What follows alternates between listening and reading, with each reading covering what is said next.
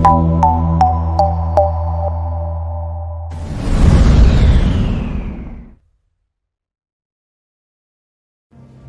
আসসালামু আলাইকুম বন্ধুরা, সবাই কেমন আছো?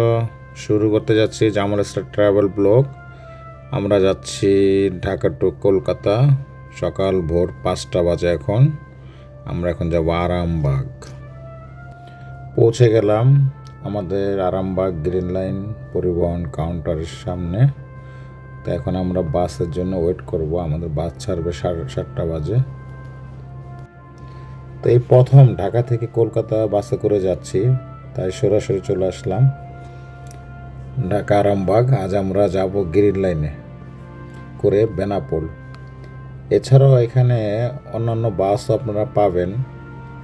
বেনাপোল অ্যাভেলেবেল বাস আপনারা পেয়ে যাবেন। মূলত ভিডিওটির উদ্দেশ্য হচ্ছে আপনারা কিভাবে কম খরচে কলকাতা যাবেন সেই ইনফরমেশনটা দেওয়ার চেষ্টা করব।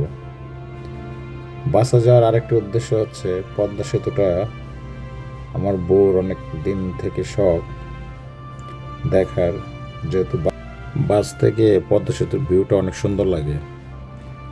তাই চিন্তা করলাম যে বাসে করে বেনাপোল পৌঁছাবো ইনশাল্লাহ। শীতের সকাল, অনেক আগে আগে চলে আসছি, তাই বাসের জন্য একটু বেশি লেট হচ্ছে।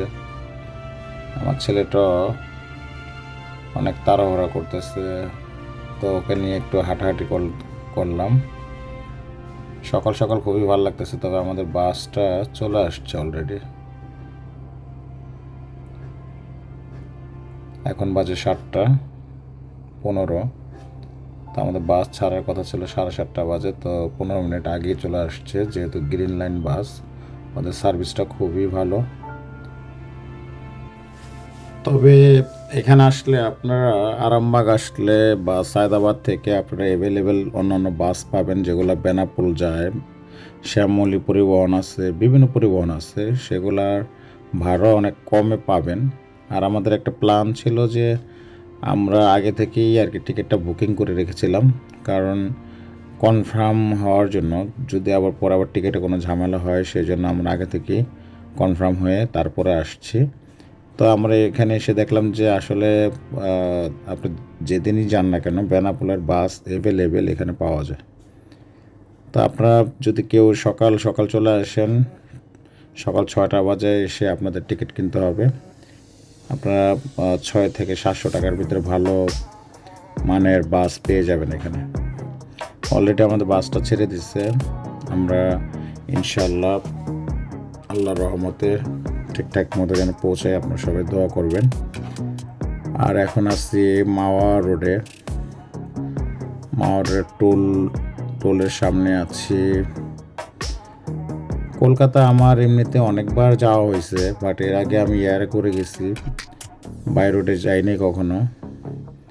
আর বাই রোডে এই প্রথম বেনাপোল যাচ্ছি, কারণ আগে চিন্তা করতাম যে বাই রোডে গেলে আগে অনেক জ্যাম হইতো, আরিচা রোড দিয়ে যেতে হতো। তো এখন যেহেতু পদ্মা সেতু হয়ে গেছে, এখন সময়টা খুবই কম লাগে। ঢাকা থেকে আপনার সর্বোচ্চ 4 ঘন্টার ভিতরে আপনি পৌঁছে যাবেন বেনাপোল, যেটা আপনার আগে 4 ঘন্টা শুধু আরিচা ঘাটেই পড়ে থাকতে হতো। তা এখন আর সেটা নেই। পদ্মা সেতু হওয়ার কারণে মানুষ অনেক সুযোগ সুবিধা হয়ে গেছে, খুব সহজেই বেনাপোল পৌঁছানো যায়। তো যাই হোক, এখন আমরা মাওয়া দিয়ে সোজা নদীর উপর দিয়ে যাচ্ছি। আর সকাল সকাল ঠান্ডার ওয়েদার, ঠান্ডা আর শীতের যে একটা আভাস, সেটা ভাল লাগতেছে। আর বাইরের ভিউটাও খুব সুন্দর লাগতেছে। আসলে আপনারা যত